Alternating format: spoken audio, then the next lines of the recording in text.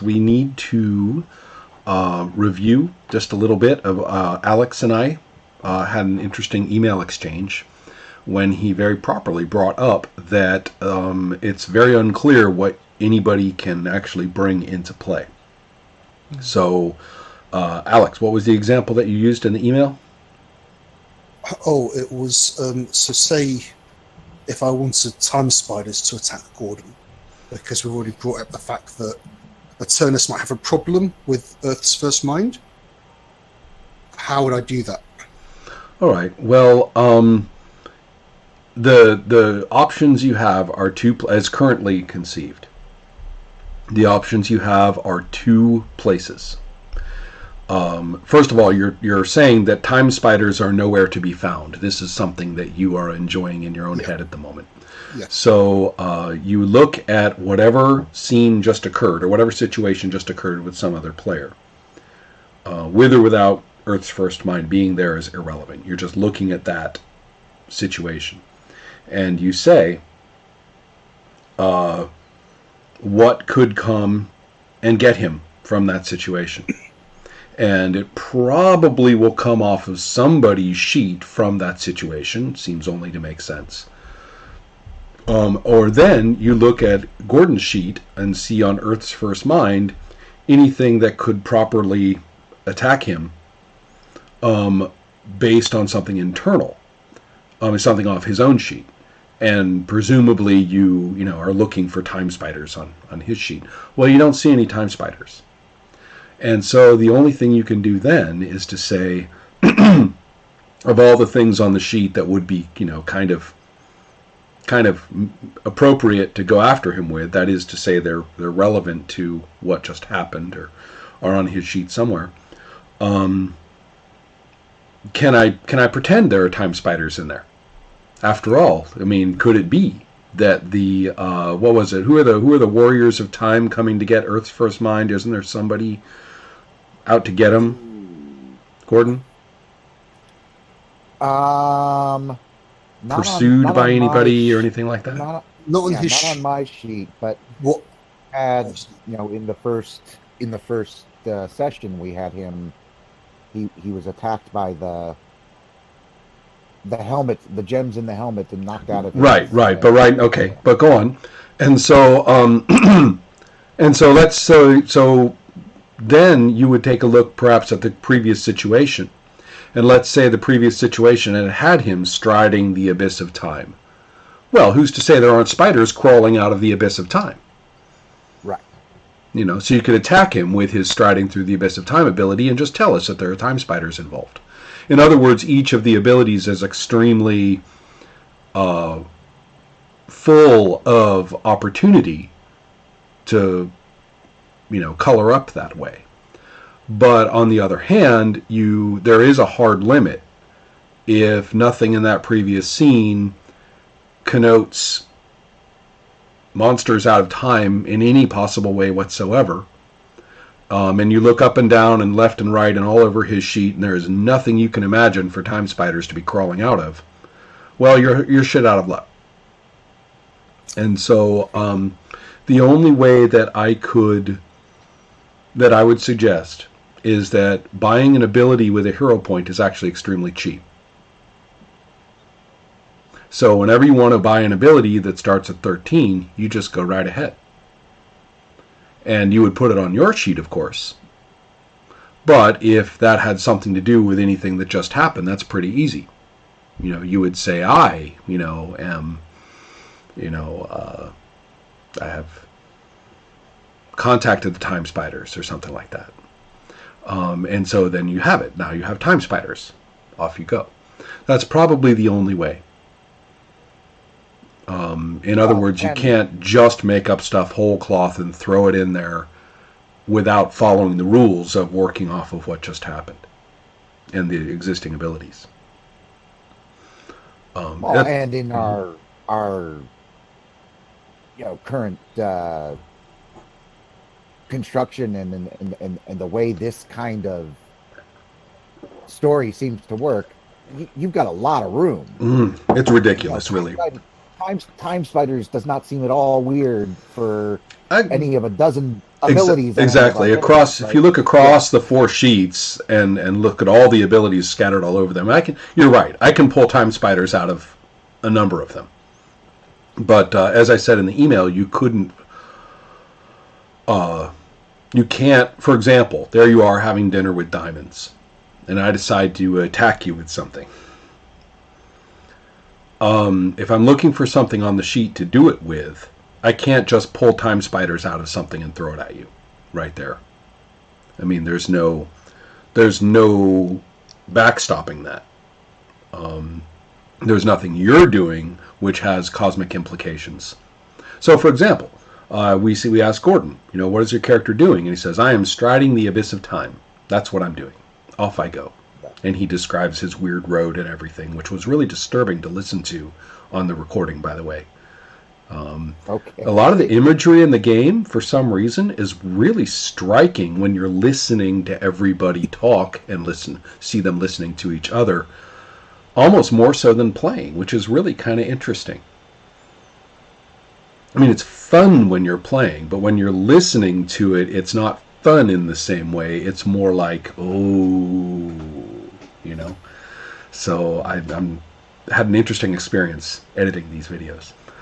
Getting back to the time spiders, the way I understand it, more or less, after the explanation, is that the point is not to stop you. Like, most of the time, the point is not to stop you from bringing time spiders. The point is to make you link them to something that's already there. Sure. So that they really just become a detail of it. And of course, it opens it all up for anybody to spend a hero point and basically claim the time spiders by buying it as an ability.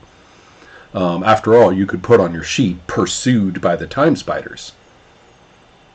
Or you could put on, your sheet, master of the time spiders. The original game, or the current version of HeroQuest, starts you off with 3 hero points. And the system that I had in mind was going to have people garnering more hero points by, doing things at advantage. But then as we continue to play, since the other person can always pick the defending ability, and often they try to dodge the advantage because they don't want to give it away, then that means people aren't getting that many hero points. And I've noticed that people have been spending them to bump a lot. So therefore, it seems to make sense that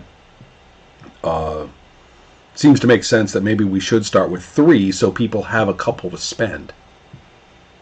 And then that way we'll see a few more abilities.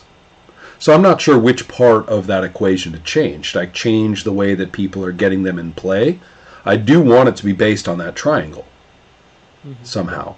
But it has to be frequent, or else, if you're not getting 4 or 5 in a session, then you're not going to be spending them. You're going to be using them for the dice outcomes, which is exactly what people have done so far. So that's a bit of thought I have right now. And to say, maybe this session, the thing to do is to start everybody with 3 hero points.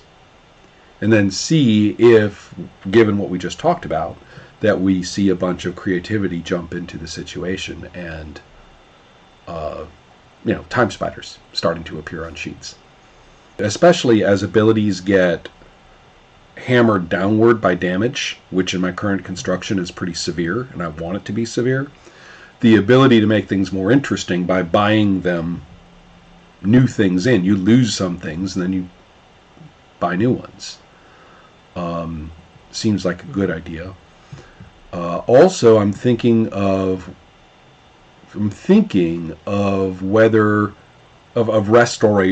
I'm going to call it restoration rather than healing. If the Child of Kin Lao, for example, was brought way down, lost a ton of points. Now, in lots of ways, we basically decided through the game that enough players were opposed to it and enough players, hit it hard enough that it took enough damage that it became a less important or less powerful piece. In the original comics, the perfect example is Drax the Destroyer, who for, many, many issues, many series for some time at Marvel had been considered kind of the be-all and the end-all of the deadly space warrior. Until the day when Thanos owns him. Just completely. Just totally owns him. I mean, are all of you familiar with that page? It's one of the most trippy pages in Marvel history. And Thanos just completely owns him. And after that, Drax just never seemed to have the bite he used to have. And I kind of like that. But on the other hand, you could consider a conflict where you actually are trying to restore an attribute. And it seems reasonable that if you see if an attribute has been hammered down, then it could easily be a conflict in order to bring it back up. And you wouldn't, I mean, yeah, it seems like that could be done. Might just be the regular rules, but I'm not sure. The way I understand it is that the same way you lose, right? You reduce your attribute by losing, you can also increase it by winning. Correct. And so yes, but this is where you would be targeting some attribute as sort of a third party, because you might be using something else to heal it. Oh. And so it's really not that big a change. You would say, well, the thing I'm using I don't get points in, but the thing I'm fixing I'll get points in. The only thought I had on the sort of hero point growing and shrinking thing is that the defender does have always the option of gaining a hero point by choosing a disadvantageous matchup from the... Well, I think we're still kind of seesawing on how that happens. We've done it a couple of different ways. That's tricky because I'm having the person name whatever they're defending with. And although you can't defend with anything against anything, it's pretty flexible. Yeah. And so you might find yourself... that's another dial to spin. Just how flexible is the defense? Mm-hmm. Because that's something I don't want to be that flexible. If you're being attacked with X, you might want to, I mean, it might be that it's that makes sense. What if it's the targeted skill, or the targeted ability, not the defending ability? So that if you attack super with cosmic, you attack personal with super, you attack cosmic with personal, and it doesn't matter what ability is used to defend against it. And then that way the defender doesn't really have a choice about the hero point. Yeah, that will simplify things and make them more I like the idea that the defender's kind of on the ropes. They can't strategize. Mm-hmm. They can't strategize the hero point situation. It's the attacker who's recognized that this advantage matters and is working on it. Mm-hmm. And it kind of means, and it makes sense, it means all your personal stuff is vulnerable to super stuff. All your cosmic stuff is vulnerable to personal stuff. All of your super stuff is vulnerable to cosmic stuff all the time. And there's nothing you can do about it. And that makes a little bit more sense to me.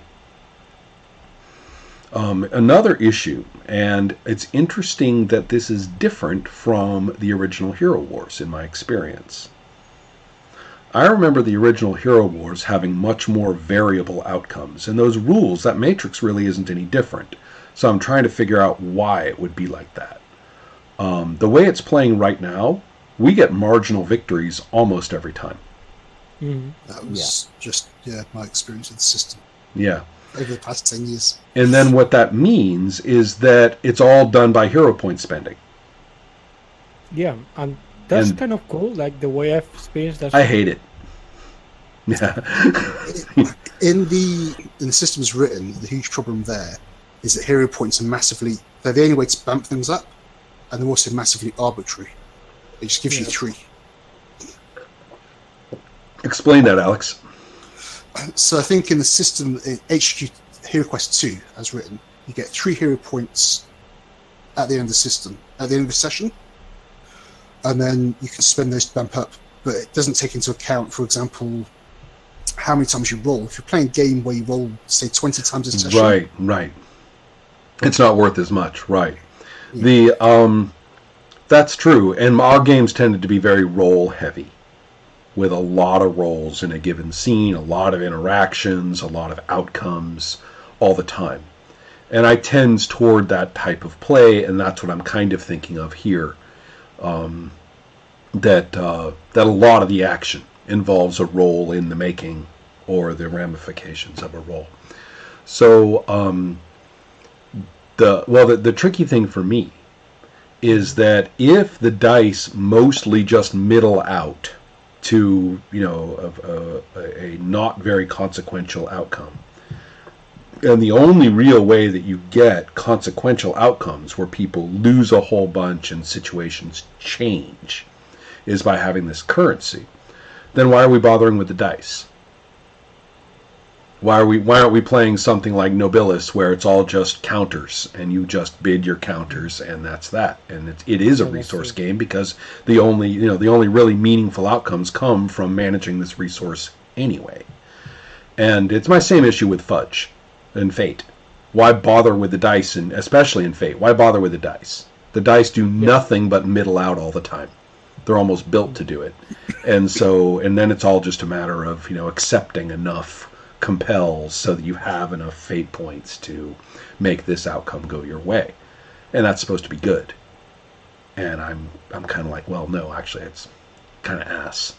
So, therefore, now what made it different for us in Hero Wars, the very first one, we used the extended conflicts a lot. And there was a currency in there called action points. And action points were very, very fine-grained.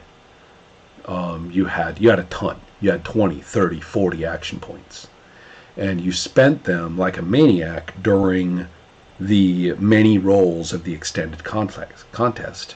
And where you ended up, because you might lose a ton, where you ended up is how your character ended up in the contest. You could end up being very badly hurt and so on. Here there's something like that.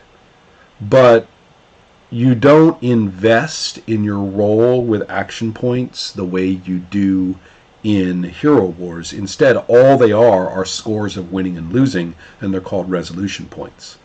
In other words, you don't use them, you just rack them up. And so that's a problem. Because the mechanics, which just middle out all the time, are still exactly the same now. So that's kind of my biggest experiential objection to the system so far. We need to find some way in which the rolls, the dice themselves, really can swing this way or swing that way. So, yeah, because I do see what you're saying. Because I was liking spending the points, but it's true that the rolls themselves meant almost nothing. The cool thing was if we just end up in the middle every time and say, okay, it's a marginal victory, and we flip a coin and say, okay, you get the marginal victory. Okay, now what? Really, it wouldn't have made much difference. So anyway, that's one of my design considerations, is how to make the system a little bit jumpier, and a little bit more scary. Mm-hmm. So, and I remember it being I remember it being a little more dynamic in Hero Wars. I'll have to go back to those rules and see if there's any difference in the way they did it, any difference in that. It could be that in Hero Wars there are more people with W abilities. So in HQ2 you tend to have one ability at W, or maybe two. Right. Whereas in Hero Wars, I think you could actually have people with like 3W3 and stuff. Yeah. Well, you could have, I don't know about a W3 to start, but you definitely had a 5W to begin. And you'll notice in this construction, I let you spend those points freely. I didn't have a cap. So if you did want something really high, you can do it. So yes, when you were up against somebody and you realized that they had 3 masteries, you're kind of like, well, I'm fucked. There's just I'm completely screwed here. I mean, he's gonna bump me down to a fumble no matter what, no matter what he rolls. So even if I critical, he's gonna bump me down to a fumble. Oh yeah. And I'm only gonna critical 5% of the time. So, right. Yeah, there's a real critical and fumble are important stages because of the bumping. Right. They're very unlikely to happen. Yeah, they're not really all that important in terms of random outcomes. So, but missing those steps in the bumping chain is a big deal. Yeah. So anyway, we've got some food for thought, and let's go through our procedures and as we understand them, and see how our story goes. And I believe that the last person that we had the scene with, I'm trying to. The last thing that happened, am I right, was actually banishing Chin Lao, or was there something that happened after that? So I will be of no help. I know. Yeah, I believe so. Yes, it was. Yeah. We banish it to the beginning of the beginning of the beginning of the universe. That's right. Like that. Yeah. But I would say that's precisely put.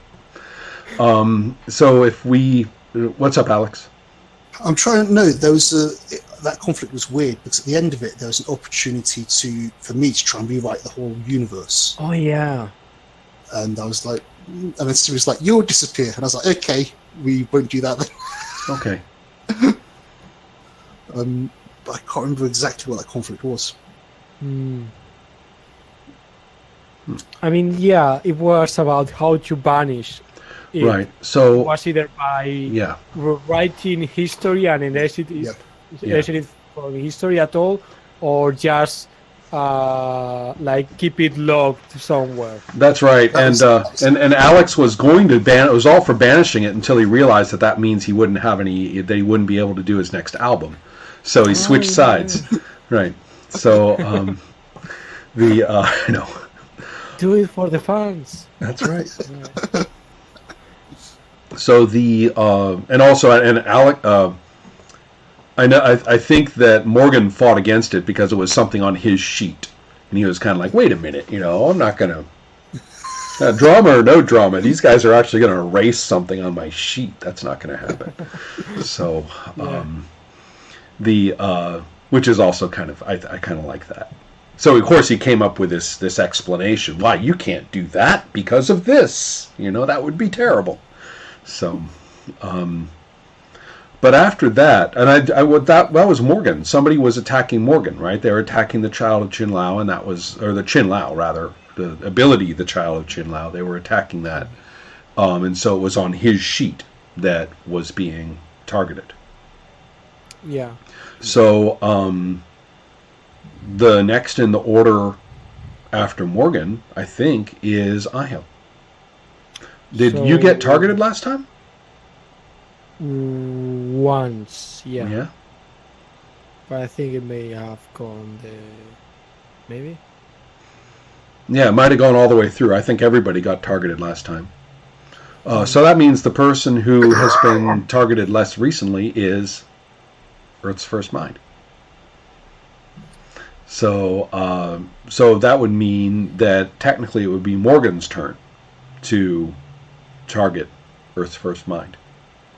Mm-hmm. However, Morgan's not here, and so then it falls to the Game Master whenever that happens. And so therefore, let's just go ahead and see what on earth Earth's First Mind is doing.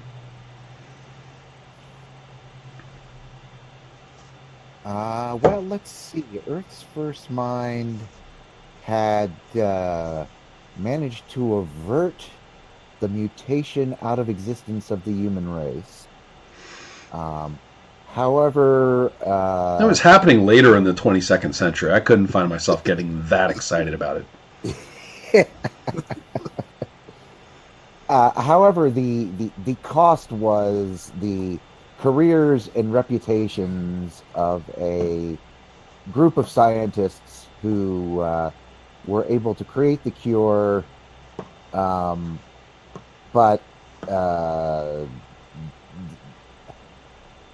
I don't remember what exact details about that were established, but the one that I'm thinking of establishing is that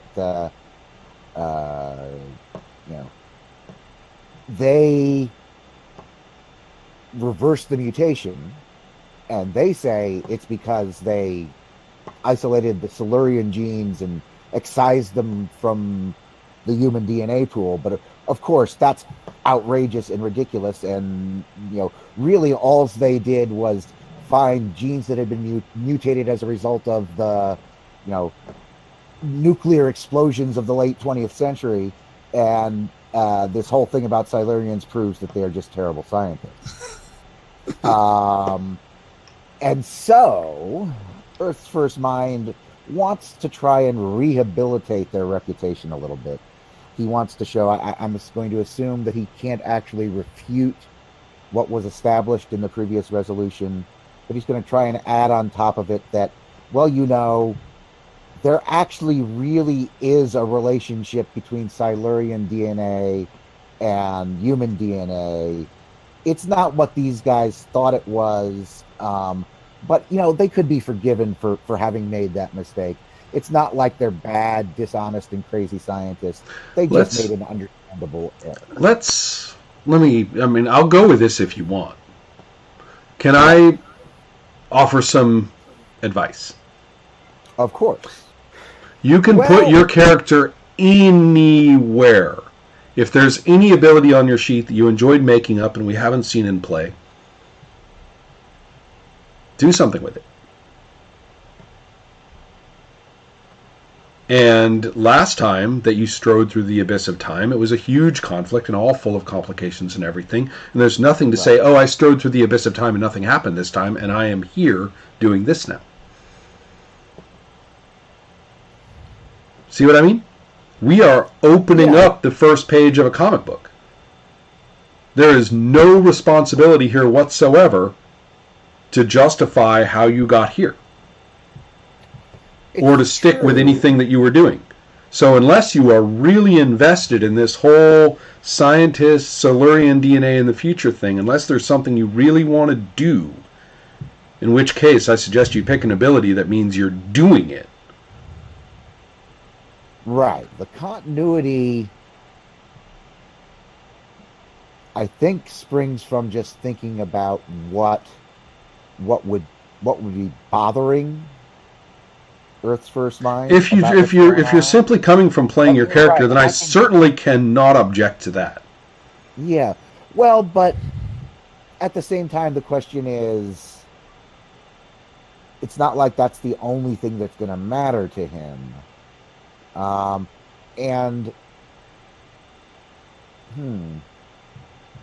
I guess in my mind, what I'm thinking is that this is building a connection to him with kind of our three levels of personal and superhero and cosmic. Is that, I can see where he's got this personal thing going on, and it'd be interesting to see how it all plays out. But, if you have a personal thing going on, spend a hero point, make an ability that's a person, and show you're doing something with him. Yeah.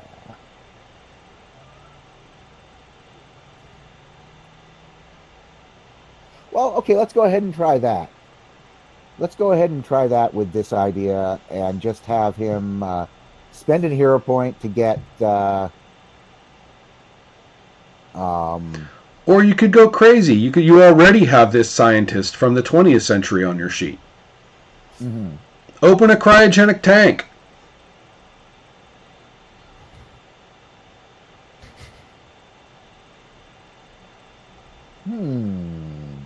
Right. Yeah. I see what's going on here. You're a writer, not an artist. Okay. And the artist just wants to draw the next coolest thing they can. They already drew a bunch of fucking scientists. They want to draw a new thing.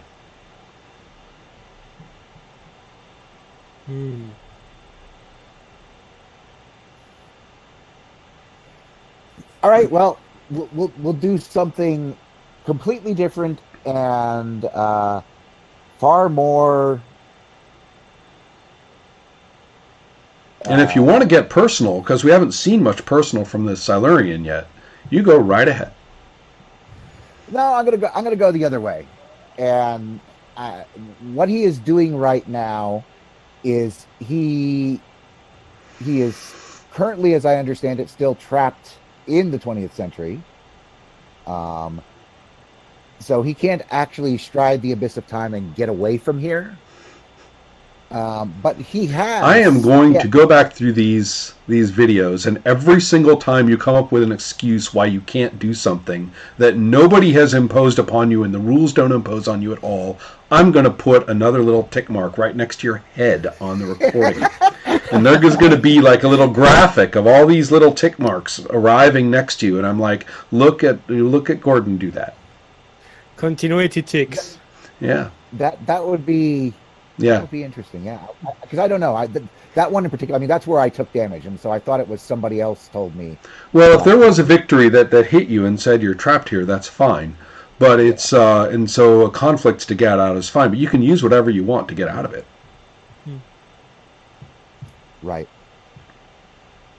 But the very simple image that I'm going to have as far as what he's doing right now, he's actually activated his Survivor of Extinction ability, which we have not done anything about, and he is just seeing. He has stepped into the abyss and is looking out at what 22nd century Earth would look like if the humanity had been wiped out by this Silurian DNA plague. We've got the artist getting to draw a scene of utter devastation, showing what he imagines would have happened if he hadn't been able to avert this. Excellent. So you're using your Survivor of Extinction ability. Where is your character? And I get that the visions are this huge panorama, but where is the character standing? What does it look like? So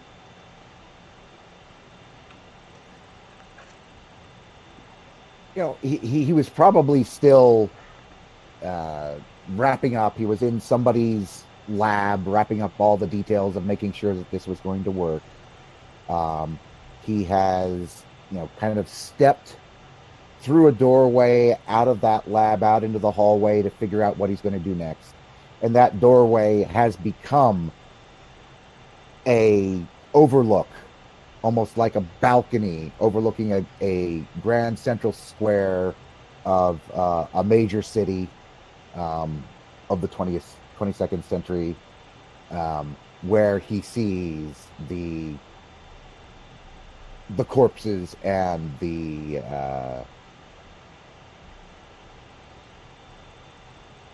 utter devastation that is left. Right. Okay, so tell me about the things on your sheet that are problematic, because those are the easiest things to look at.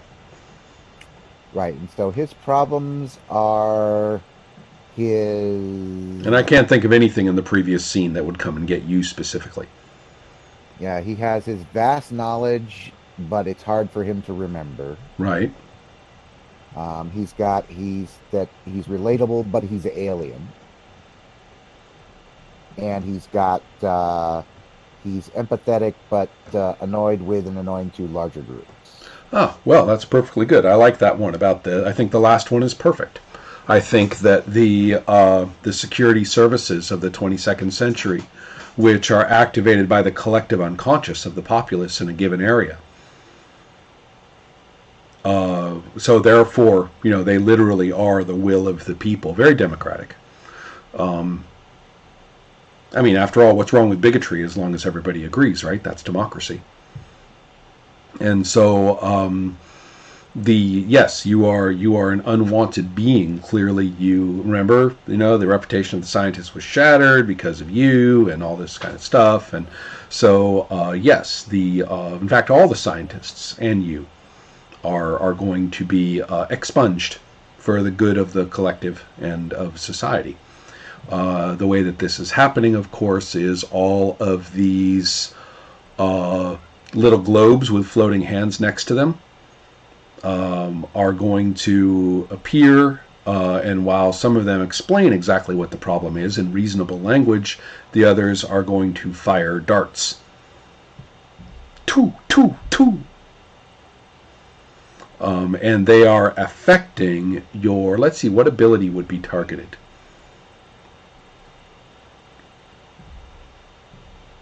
That's a good question. So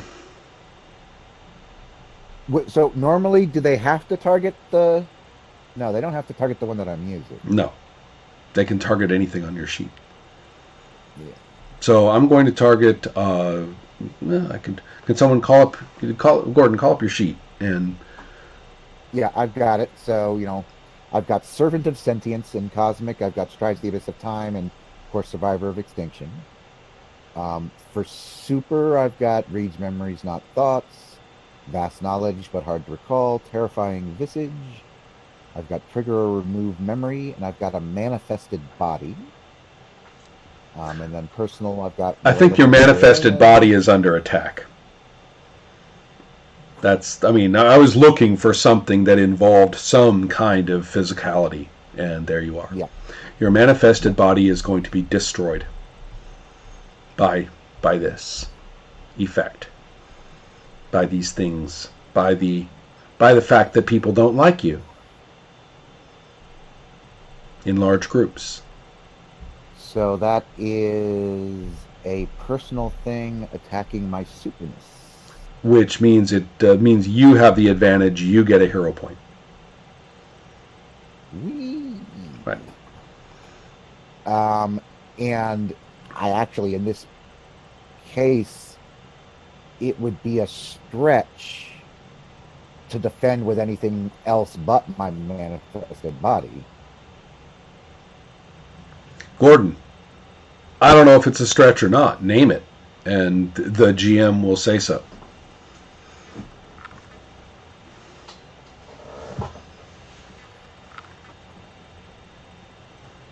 I mean, you could defend with the body. I'm not saying you won't, but the thing is that this situation is exactly what manifested body is there for. Perfect. Then let's do it. To try and avoid this kind of physical assault. Perfect. And then we're good. It's perfectly legal. He's attempting to adjust the phase of his body so that these darts that are being shot at him simply pass through without doing any harm. So therefore, we have what's the rating of the ability I'm using? You're attacking with a 14 onto a 19. Okay, so you're going to roll with a 19. I'm going to roll with a 14. You started with 3 hero points, and I don't know if you had any on your sheet. Of course, they were all lost last session. So you always start with 0. So you get your 3, and you just got a 4th. So I'm sort of hammered at this point, but we will see. Unless I get a critical, make his life a little difficult. Yes, I have a simple success. I rolled a critical. I rolled a 1. Aha. That's amazing. So, okay. The critical on a success is, I believe, a minor victory. It's a minor victory. And it's really easy for me to spend that hero point I just got to shift that over to a marginal victory. And is that as far as you can go? Or no, you can spend freely. Of course, you're burning up just for the purpose of not... just for the purpose of this one conflict, you're ruining your ability to get new abilities and stuff like that. Yeah. So if we're going to play the currency game, you might as well think in terms of how important is this to me. Well, I mean, ripping away my manifested body, that would be... Oh, I don't know. It's fun to draw. Extremely difficult for me to continue to operate in the 22nd century without that. Yeah, well, do we really need the set? I'm getting kind of tired of the 22nd century myself. But. Yeah, there's that.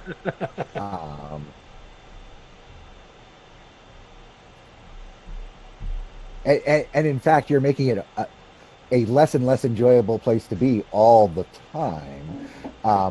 But so I think we'll leave it at that. I will accept a marginal victory against me. Okay, hold on just a minute. By spending that one hero point. Okay, so if we have this marginal victory, that means it'll drop in 3 points.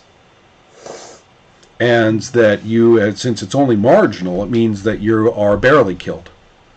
Marginally killed. You are killed, but just marginally. Right, so that means we get to draw you being like punctured horribly by all the darts and everything like that. But, you know, in terms of the story, you're only marginally killed. Your manifested body is marginally killed, and you're able to carry on with a manifested body, just weakened somehow.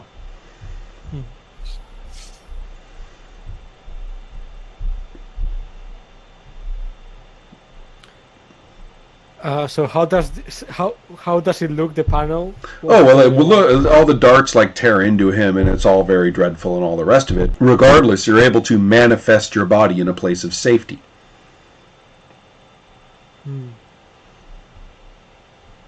However, you're still being hunted. They still got a victory over you. You know that life is going to be tough. You can't go back to that area unless you want to be attacked again. And you've already, you know, this ability is weakened. And so the safe area, as far as I'm concerned, is somewhere in the water, somewhere in the ocean. Yeah. Yeah.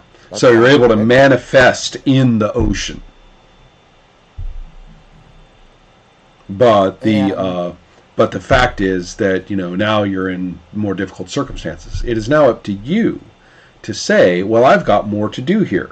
I am irritated. I am vexed. I am inspired. Whatever it is, I want to go do something. I have something to do here. I was trying to do something. Thank you very much. When you attacked me. So you could keep going. Or you can say, you know what? I feel like tormenting a player. And you carry and you go and you find the next person. And who would my next person be? I think it would be Angel. Is that right? Because Alex, I think you had your scene before Morgan. Yeah. To go backwards in our sequence. Possibly. Or you could advance your character's story and get them to, you know, a more, critical spot in some fashion, or in some way put yourself in entirely new circumstances with the right role.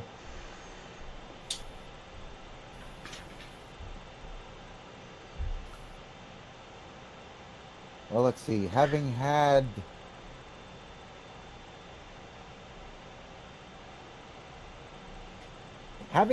this encounter with these truly annoying manifestations of the will, the ever noble collective unconscious of humanity.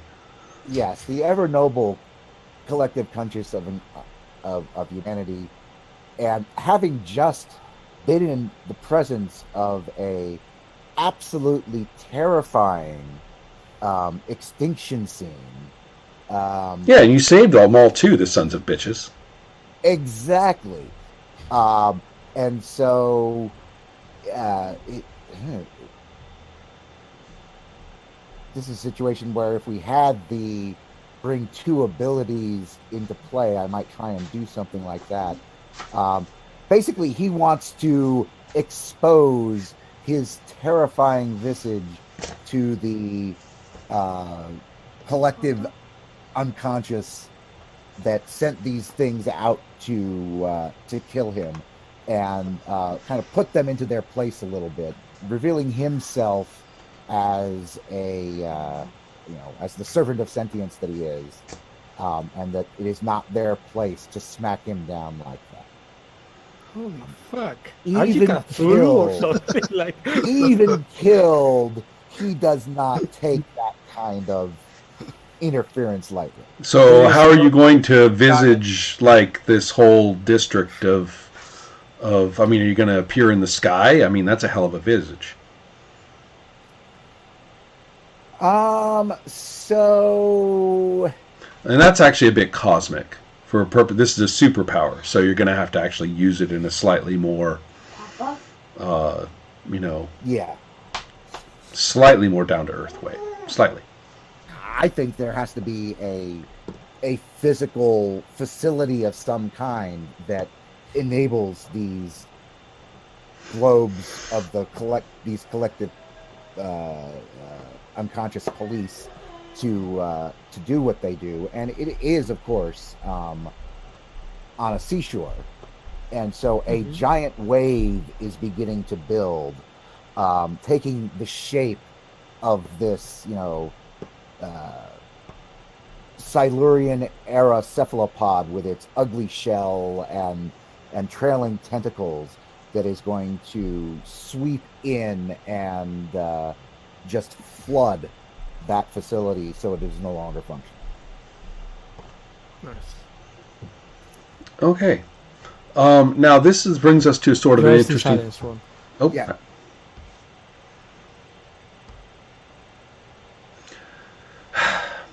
What does it say that I have no skill whatsoever at muting and unmuting myself? It's not a good indication, is it? All right. My take is that we are now confronting a new systemic problem. What is the way... Now, the system does offer a solution. That when you come up against an obstacle that's not really an ability on anybody's sheet, but it is, in the fiction, a reasonable obstacle, that there is a generic number. Instead of having, like they did in Hero Wars, 10,000 different target numbers for whether you were dealing with a mud hut or a brick wall or some shit like that. Instead of that, what you did was, here, you just look at how many sessions that we have played. And then, however many sessions have played, sets the target number. And that's the same target number, that's the same method for the helping roll, for example. So basically it just says everything gets harder as you go along and suffer. Okay. Well, we've been in it long enough, so the beginning difficulty of this sort of thing, which was 14, has now become, I believe, a 19. Ready? Gordon? Okay. So, yes, and I have, a 1W. So. And I would say this is a super thing to do, so makes sense. Yes. So, go ahead. Ready? And so I have a success. Right. Well, we're back where we usually are, which is that I have a success as well. So, since you are the attacker, you're getting the marginal victory. Is the little chart that I gave Yep. has a shaded thing. So if you are in the non-shaded part and you're in the middle, it goes to you. So therefore, you will go ahead and right now you have a marginal victory. Do you want to do anything with that?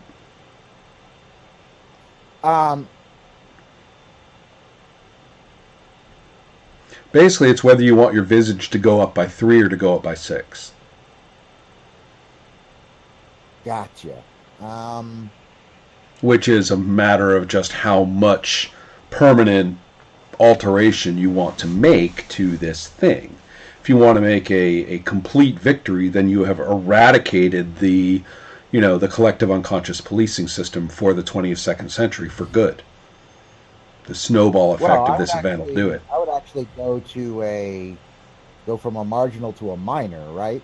Yes, but if you spent enough hero points, you would go to a complete and then to. Well, I could. So yeah. Gordon is feeling vindictive. Well, and I'm feeling the tired of everything's marginal minor that we've been feeling in the system for however long. I'll just roll with it, and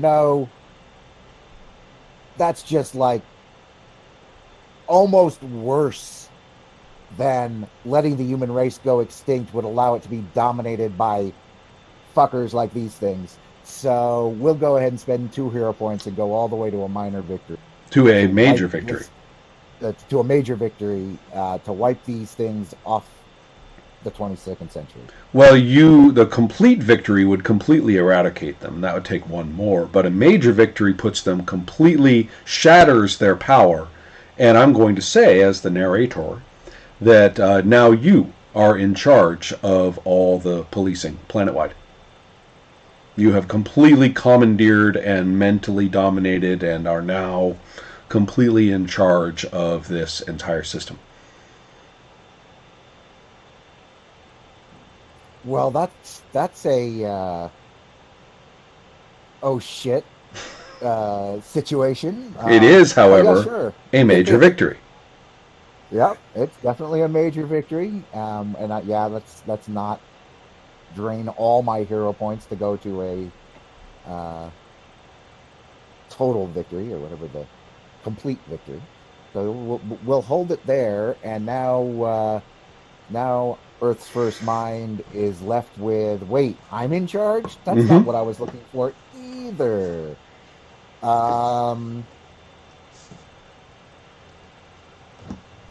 And so he will immediately begin trying to search through, some part of him recognizes the utter futility of this, but he's going to try anyway.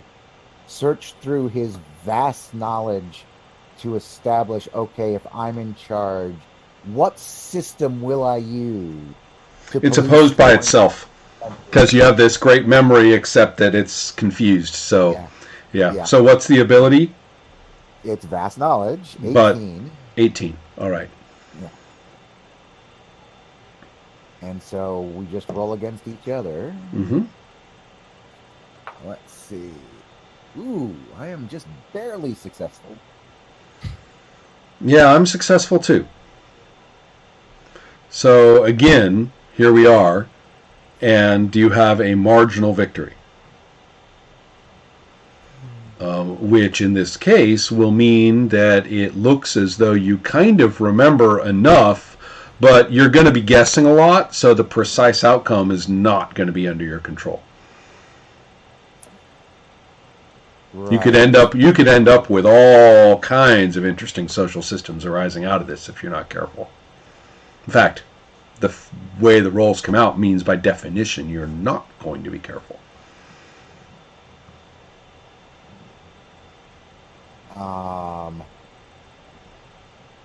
With a marginal victory, the answer is yes, you will restore order with some kind of legal system. Right. And that's it. So, in his mind, it's a little bit better than what these manifestations of the collective unconsciousness were doing, but not nearly the ideal that thought he should be capable. And so you're going to go with this marginal victory? I think I'm just going to roll with that marginal victory. Good enough. It turns out that the justice system that ultimately comes into position through your various finagling of the robots is that it has to do with wealth. And so whoever has more wealth actually is favored in any legal situation through a whole bunch of weird ritualizations that come out that way. And that the general excuse is, well, anybody can strive for more wealth, so it's kind of fair. Oh, the American dream. Oh, I was just said I made this up out of whole cloth for science fiction purposes. One of those caricatures and distortions that are obviously fanciful. And have no existence whatsoever in the real world. Yeah. Okay, well, the Silurian is not so happy about that, but as Earth's First Mind, it was the best it could come up with. Also an interesting interpretation. So many people through the years have said exactly that. It's kind of the average result. That's right. Yeah, that's right. He mathematically arrived at the, Exactly. Let's go ahead and take a look then at someone else. Unless you really want to keep going, but no, I think that's where That's where. So we're going to leave the Silurian struggling with his social engineering problems, and Angel, tell us what you're. Gordon, it's your job to say to Angel, what are you doing? All right, Angel, tell me what your character is up to. So, Demetrius, or right now, as he is known at this precise moment, Stephen Baxter, is just inaugurating the first electricity generator that doesn't go off, that eternal energy generator in the Earth, at least. It's a prototype. I kind of like the idea that it's the prototype of the machinery that the Silurian was just messing with. Possibly. Yeah, could be. Looks suspiciously. Some of the art looks suspiciously similar in the structure of the object. So yeah, I'm in some kind of vaguely American-looking city, in the middle of like a town, like in the middle of the town, surrounded by buildings, and in the middle of it, there's this opening of buildings when they have built this dome, this reflective kind of metal-looking dome, gigantic one. He's just at the bottom of it, surrounded by the press and the mayor of the city, and he's... I'm going to say you're in Chicago and that it was built on the lakeshore just off of downtown. Works for me. Yeah. Okay. And yeah, they are like, he's there with his assistant. Assistant. He's co-create. Something. Oh, collaborator or his collaborator. And she's called Elena Mendez. So yeah, he's there to inaugurate the thing, turn it on, and give a never-ending supply of electricity to the city. Okay. Therefore, what ability are you using on Hell? Yeah, I was going to say. Oh, sorry. Yes, this is Gordon's turn. Yes. Yep. Let me take a look because I didn't think about that at all. But there should be something. Don't forget, you can always just use that keyword of Stephen Baxter. That's okay. I think. I have astrophysics professor, which, astrophysics is just like a title for sciencey bullshit. So. Absolutely. Yes. At least obviously. I was gonna say, there are those of us in science who are sometimes a little dubious of the physicists and say, "Are you really, actually doing any science over there?" He's been building this machine for the last few months with the help of Elena, and he's just about to turn it on. So is she there? Yeah, absolutely. All right. So, what does she look like? She's kind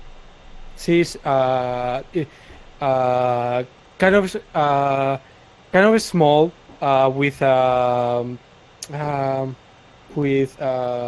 brown hair tied on a, I don't remember the name of the thing, when you tie your hair back. There's lots of the hairstyle is called a ponytail. Yeah, like a ponytail. Right. She has kind of a little bit business, more like formal looking clothes, because this is a big event and she does care about this kind of stuff, as opposed to me, who I don't know anything about how I'm supposed to look. Right. Okay. Yeah.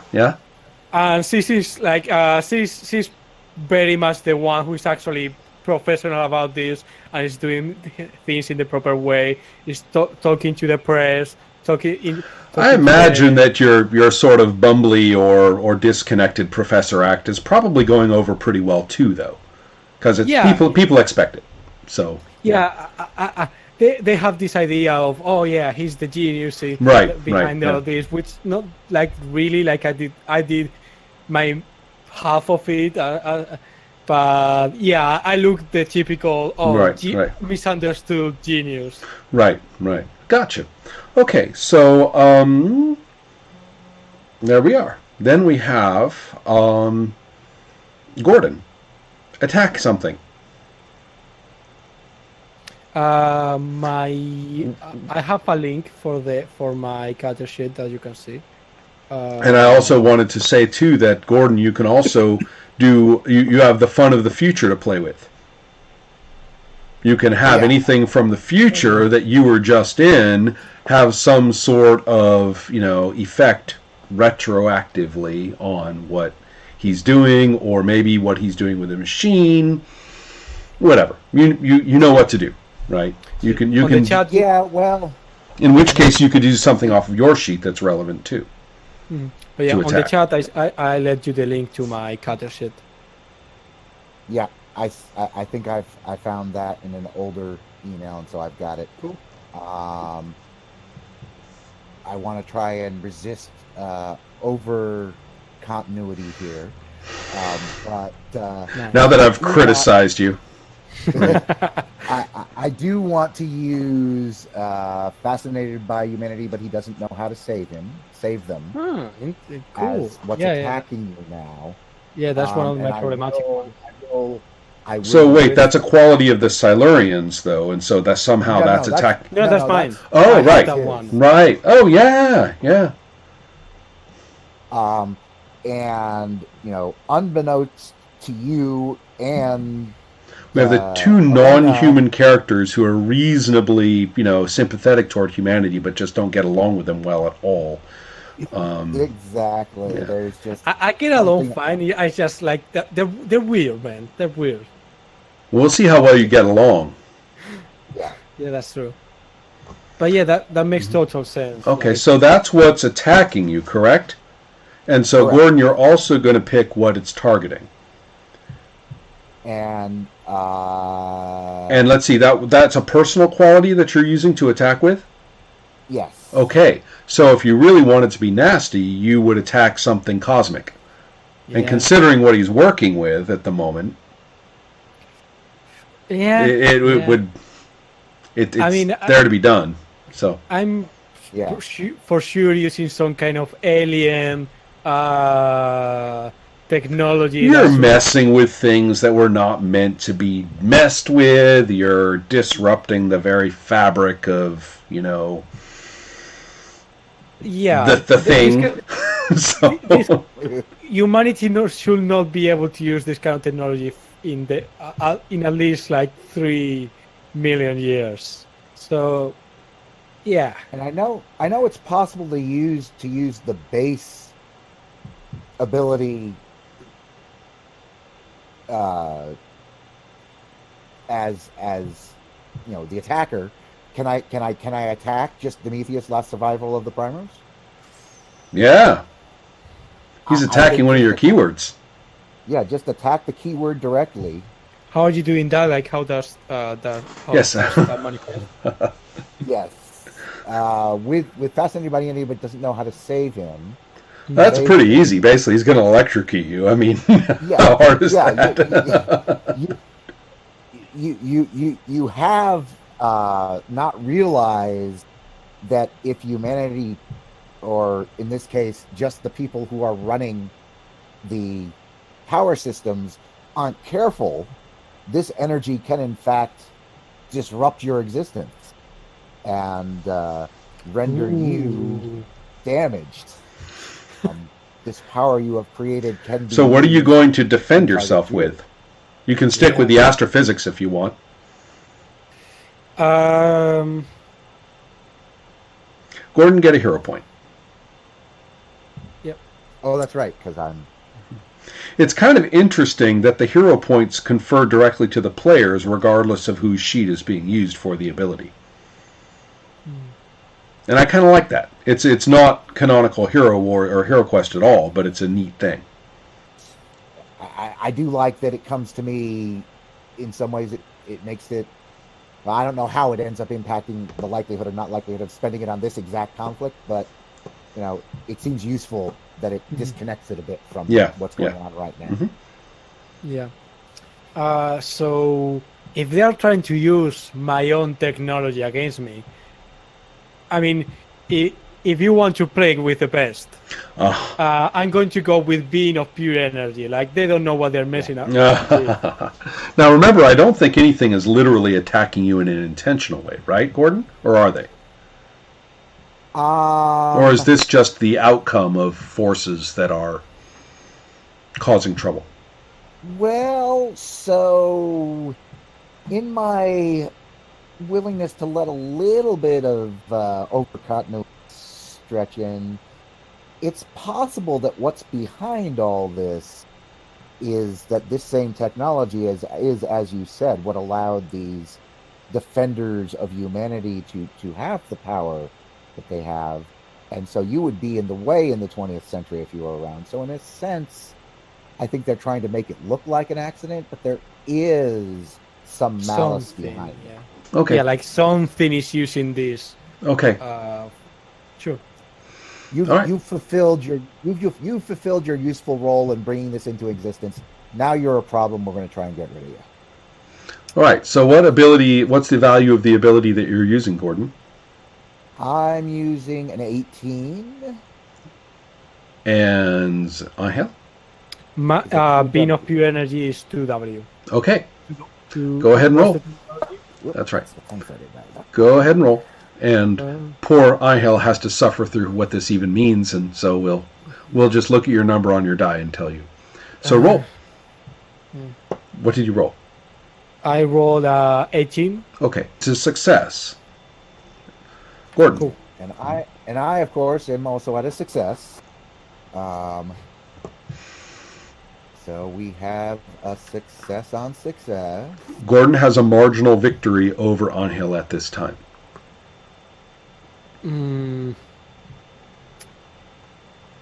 I want to spend points on that. Right. Now you can, if you bump him to a failure, then you get a minor victory. If you bump yourself to a critical, then you get a minor victory. However, the difference is that you can't keep spending up past a critical. Mm-hmm.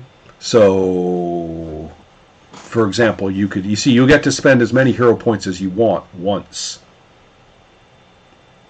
So if you want to really, really, really make his life difficult in this and make sure that he can't spend you back, then you need to you can spend him all the way down to a fumble.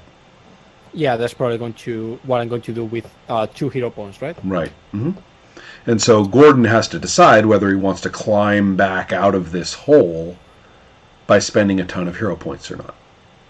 And of course, since the Silurian's not involved, and yeah, and I actually spend a bunch of my hero points in my scene, so I think that means that my fumble against his success gives him a major victory. I'm okay with that. All right. So, a major victory is supposed to be a really big deal. It means it's a triumph. I mean, your energy methods are a huge success, and Elena, is catapulted to be gets a post as the Minister of Education, and becomes and so the governments of the world begin to transform and adapt to this situation, and much benefit is had. Stephen Baxter is happy as a clam because he gets to play with more gadgets, and so that's what he gets. Right, and so yes, this is a major event, a huge step. A famous commentator will say, it's as if we have taken a glimpse through the window to 3 million years in our own future. Nice. Mechanically, I would add 6 to something. Mm-hmm. In this case, I don't know if I said it explicitly, but I think it was kind of implicit that I was targeting like my relationship with Elena Mendes there. Okay. Well, you would have used that as a role to augment if you were. Okay, yeah. But, then it's just the astrophysics one, the one Right. that goes on. Yeah. Okay. It's fine. Now, that's another thing too, because the system as written is actually kind of cool. That the damage applies to any and all abilities that would make sense. So you actually could hammer a whole ton of abilities on somebody's sheet if what you did seemed to do so. And here I'm still thinking, I mean, is it all about the targeted ability? Is that the one that goes up? Is that the one that goes down? That's kind of the question. Or is it the one that you use if you succeed that goes up? I understand that it's the targeted ability that goes down if you lose. Yeah. But the question is, what's going to go up? So, and for what was it? It was a major victory? Yeah. 9 points. 9. Okay. That may change things because Right. 9 points. Ooh. What was 9 it? points. What was it set at? So if I take it for astrophysics professor, it will go up to 4W. If I add it to being of pure energy, it will go up to 1W. Double W. How was 1W2? 1W2. Yeah. Yeah, Which so- is pretty it's pretty attractive. Right. Like, ooh, I could really get up there with my energetics at this point. I think I'm going to go with that. I think one of this whoever was targeting me to try to destroy it using my own technology, they attempt to try, like, when I turn on this machine, it starts up, there's like a glow in the sky that goes up into the night and illuminates like half this hemisphere of the earth and all that. And there's That this was fun kind to of- draw. Right. There's these energy distortions that start to appear on the surface of the dome, and suddenly they start to concentrate on my body to try to destroy me. And all they do is destroy my external human appearance, like the layer of skin I've put up on my body, and they instead discover my subjacent being of pure energy, and they just make me stronger. Like, that's all they've done. Excellent. So if you're happy with that, you can then ask Alex what he's doing. Sebediah, what are you doing?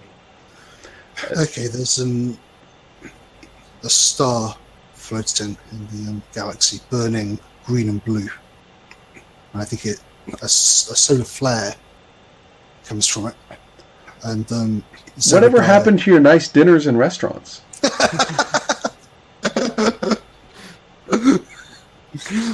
Zebediah is waiting there, wearing the head of Eternus, in fact. Nice. Uses time rays to kind of catch and freeze part of the solar flare into the shape of a small ring. human could wear. He looks at it, begins flying through space. And he's like, if we had captions, it'd be like, I love diamonds, but we've spent all our time running. And if I do this, we'd have to stop. He just formed a wedding ring from a solar flare, and he's all stressed out on whether he's going to give it to her or not. Yeah. No. We now agree that the title for this chapter or whatever is Diamonds in the Sky. Like, Right. Yeah, well. So there you go. You have your just excellent. I like this. So you're using flying through space at the moment, if I'm not mistaken, correct? Yes. Okay. Although I might also be using Disenchanted to brood.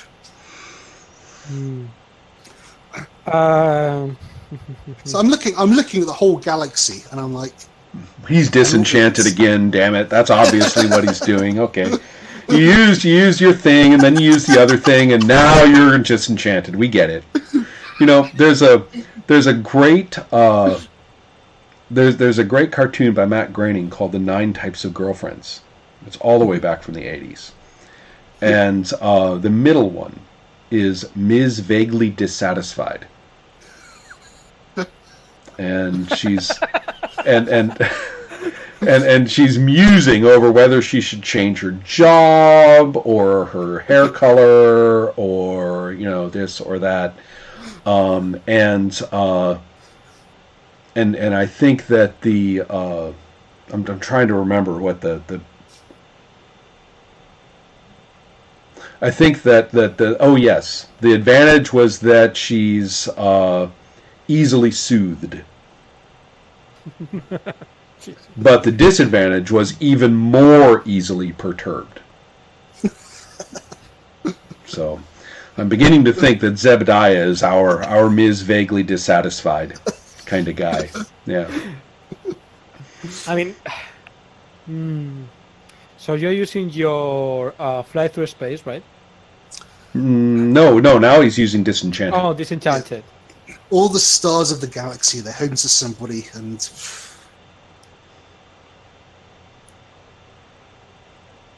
Like this place.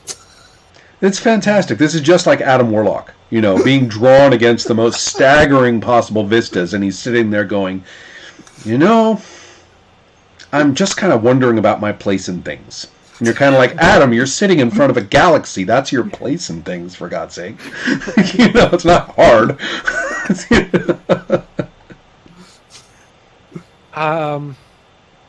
I think in that case, so there's a personal thing.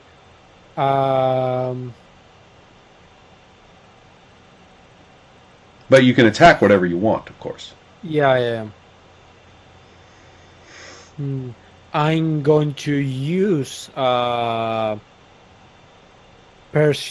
you are you're in a space contemplating. Right. Don't forget, you can also draw on what happened in the scene we just played. So if you want the energies to like mess with him in some fashion. I was actually thinking about using the Pursuit by Orn, a time creature from my past, because I like the from my past part of it, especially. Well, he was pursued by Orn last time. Do you remember?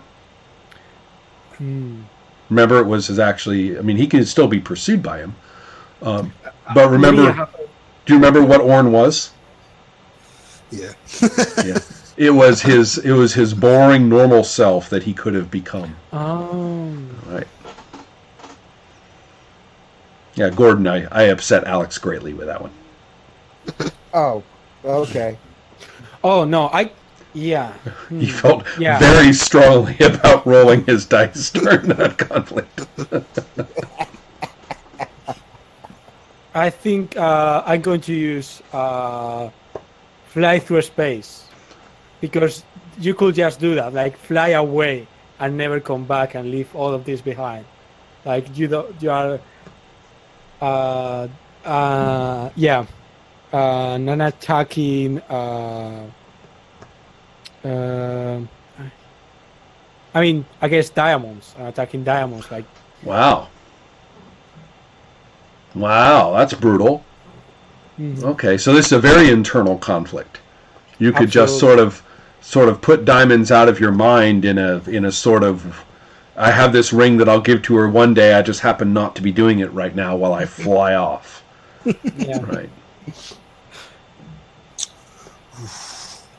So what will you use to defend, Alex? I think to defend, I'll use diamonds. I guess that sounds pretty appropriate. Yeah. So I've got diamonds at 8W. You sure you want to bring diamonds into the conflict as an ability? You know how much fun I'll have with that during narration. So It makes sense. So will I get a hero point for using a super ability against a personal one, or that's okay? Yep. Cool. That way I have some chance, because this is a very low ability compared to diamond. Oh, yeah. Okay, ready? So, Roll a die. ah, What's wrong, Ahil? it's not a critical, but I mean not a fumble, but it's it will be just a failure. Okay, so we've got a failure. And Alex, what do you have? A critical. So you've already got a major victory on him, right? Shit. Yeah. Critical against a failure. Yeah, it would be a critical against a fumble would be complete, but a critical against a failure. Major victory. I mean, I'm going to Actually, if somebody could just let it be like a humongous victory on Alex's part, you have no idea how Diamonds is going to manifest as the useful ability here. I mean, So- he can get that, but he's at least going to have to spend some. Oh, you're gonna make him pay for it. Okay, yeah. Yeah. Just the one I just earned. Mhm. I think. Yeah, I'm going to use that one to increase mine to I guess a minor or like the next level. So it's not a major victory completely. So there's some like. Well, there'll be a doubt. critical. There'll be a critical against a success, which is, I believe, a minor victory. Yeah, Correct. which will be but there's still some doubts in your Right. mind. Here's interesting. So I can spend hero points in response to that, or not? Yes, you can spend a hero point to bump him back down. Yeah. And I can spend another one to bump him down further. So I can spend 2. I'll spend 2 hero points then. Complete Complete. victory. Fine by me. So, are you going to put 12 points into Diamonds? I'll do. Yeah. Right. We are also doomed. So she goes from 8W to She'll go to 8 for 12 points. She'll go to 20W. 20W. Yeah. Just on the threshold of bumping to the next mastery level. Okay.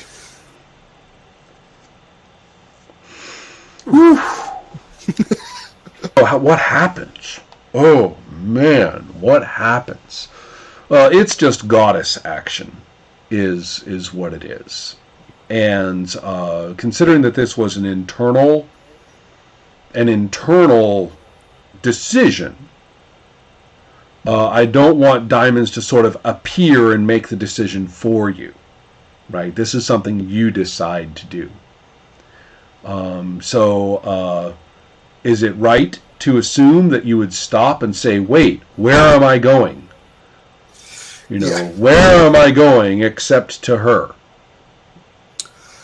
And I begin flying back towards Diamonds. Well, just by and this is where I kick in. The very act of flying toward her, you realize that her goddesshood has now expanded dramatically because she appears in space with, of course, star winds making her hair blow. Makes sense. And of course it makes sense. And so And a physicist, trust me, it makes sense. Sure. yes. And so and that of course, and she accepts you and says, I will never change the world to suit you the way I think. It is ours now, my husband. Well, What have I done? What have we all done? Yes. Well, I like this. Collectively, sooner or later, people are like, oh, I'll pop some more points. Let's target Diamonds again, or let's use Diamonds to defend, or let's attack with Diamonds. And then pretty soon, people are like, wait a minute. Every single time we do this, and it's like nobody would do it successively, but since it's bouncing around, someone else says, well, yeah, I'll toss a few more points on her. It's just a couple more. I think in the maybe ending that scene, then I look at my ring and I go, "This isn't worthy of her." And I flick it away into space. Ah, wow. Okay. Wow. Okay, so Alex, keep going though. You've been waiting all this time. You feel free to expand on things, do something else. I'm easy, actually. Well, okay. Well, Good. just bear in mind that things have been happening on Earth. I mean, the energy situation on Earth is a real change to the fiction. Do you know what? That is a good point. It is time for me to return to Earth. The harmonics, the cool energies of all this new technology are, just seem to me solid gold for a completely a quantum shift, if I may borrow the term, in the evolution of Prague, which, as we all know, is the real priority around here. That is a very good point, actually. See? My next, in fact, right now, this is urgent. In fact, I think I need to get people in to design a machine that can harness this power to make music with it. Of course, this is this is a real gift, isn't it? 'Cause, I mean, electricity powers just stuff, really, but it's the art that it powers that is the reason for living, isn't it? So yeah, I get to work. I'm not doing it myself, obviously, but I'm hiring the best minds with my wealth. I'm getting pretty excited about it. Oh, excellent. So what ability are you using? That will be Futures Past, progressive rock band I'm the lead singer of. Absolutely. So, Ahel, what shall we do? Let's see. So you want to harness this new energy to do some sweet prog rock, right? I'm going to make the record that finally means I can stop. Right. Oh, that's not good. Oh, well, I mean... Oh, no. Here it comes. If I want to be really shitty about this, I could say that that Diamond doesn't want you to stop. That thing of doing your last record and being done with it, she doesn't like it. You're her musician. She wants you composing songs for the rest of the eternity. Right, because before, remember, she made everything more normal and made the music a lot less interesting, made a lot less important, and it only made him more upset. So. Okay. So yeah. Well, hold on here. He is trying to make the album. Yeah. So you can't use diamonds to make him make the album because no. He's making. To stop him from. Oh, I see. Okay, so if you win, Alex, then this will be your last album because it will be so perfect. Yeah. Right. If I win, you have to continue making music either because you are not satisfied or because you are inspired by Diamond to continue making music. Okay. Mm-hmm. So what is the current value for Diamond's ability? Oh, we just moved her up to 20W. Yeah, it's a 20W. And I'm rolling at 13. Okay then. All right, get ready, gentlemen. Start your dice. I fail. What do we get, Angel? Good enough. A success. A 17. So right. success. So it's a critical. 20 mastery. So basically, whatever you roll, unless you roll a fumble, it's a critical. And if you roll a fumble, it's a failure. And I'm using... What ability are you using again? Future past, person versus person. Yeah, That's right. So yeah. Critical for now? It's pretty, critical versus failure is a... That's a major victory, I think. Major victory, yeah. Right. So if you want to major defeat for me. Right, well, yes. So, so Angel, if you wanted to spend a hero point, you could turn this into a complete victory. I mean,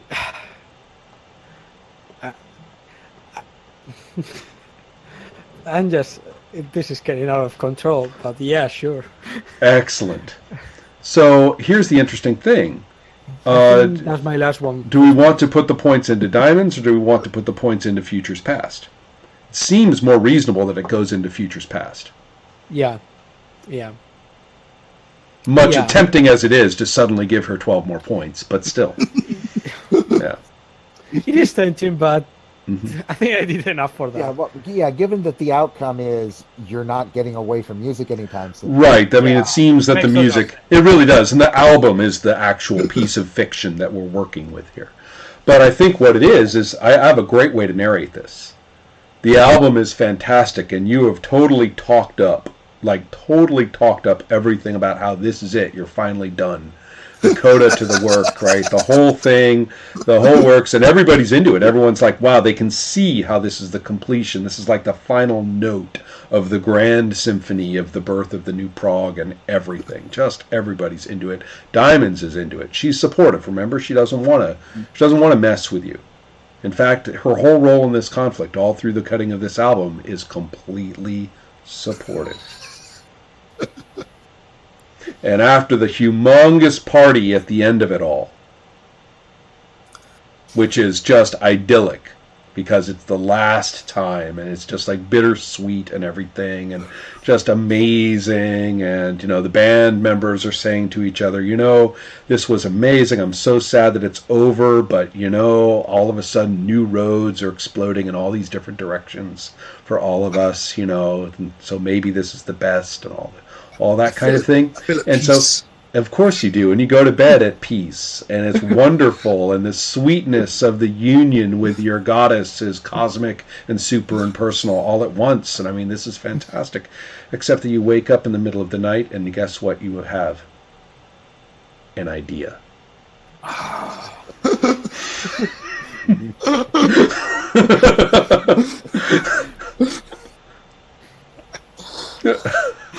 You've got a lyric stuck in there. That's right. Yeah, and it's all about the new insights about diamonds and what she represents. It's all about that. Slump against the bathroom wall. I mean, it is so good. It's so fucking good. Why do I have to be such a good musician? That's right. It's a course.